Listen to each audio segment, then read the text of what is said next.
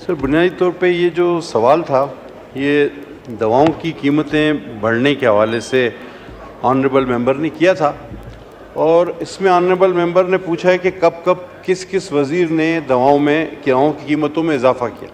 سر اس میں اگر آپ جواب میں دیکھیں گے تو 3 نام ہے، اور انہوں نے جو عرصہ دیا ہے محترم رکن نے وہ 2018 سے 22 تک وہ کہہ رہے ہیں، اور یہاں پر جو پہلا نام آ رہا ہے سر وہ عامر محمود کہانی صاحب کا آ رہا ہے، وہ 18 اگست سے 19 اپریل تک وزیر رہے۔ اگر آپ کو یاد ہو سر کہ اس دوران کوئی 600 دواؤں کی قیمتیں بڑھی تھی، ایک اسکینڈل بھی بنا، پھر شاید وزیر موصوف کو وزارت سے فارغ بھی کیا گیا اور ایک بڑی کارروائی کا اعلان ہوا جو کہ آج تک پھر ہمیں نہیں پتہ کیا ہوا۔ سر اس میں دوسرا نام بطور انچارج وزیر عمران خان صاحب لکھا ہوا ہے، یہ 19 اپریل تا 22 اپریل اس دوران دواؤں میں اضافہ ہوا۔ لیکن سر جو تیسرا نام ہے وہ اس ناچیز کا ہے، وہ 22 اپریل تا 23 اگست۔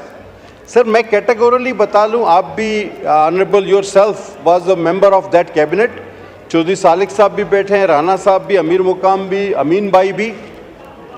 سر I was the only one minister that ہم نے تو 200 دواؤں کی قیمتوں میں کمی کی، کوئی ایک دوا کی قیمت میں اضافہ بالکل بھی نہیں ہوا۔ 200 دواؤں کی قیمتوں میں بہت بڑی کمی کی گئی، یعنی 14,000 کی دوا تھی تو ہم نے 6,000 کی، اور اس وقت یہ ایک عجیب سی بات تھی۔ سر ایک اور چیز، ایک کیس آیا تھا اگر آپ کو یاد ہو کہ پیناڈول مارکیٹ سے شارٹ ہوئی تھی، 80 پیسے اس میں بڑھانے تھے فی گولی، اور وہ چونکہ شارٹ ہو رہی تھی تو 60-70 روپے بلیک میں بک رہی تھی۔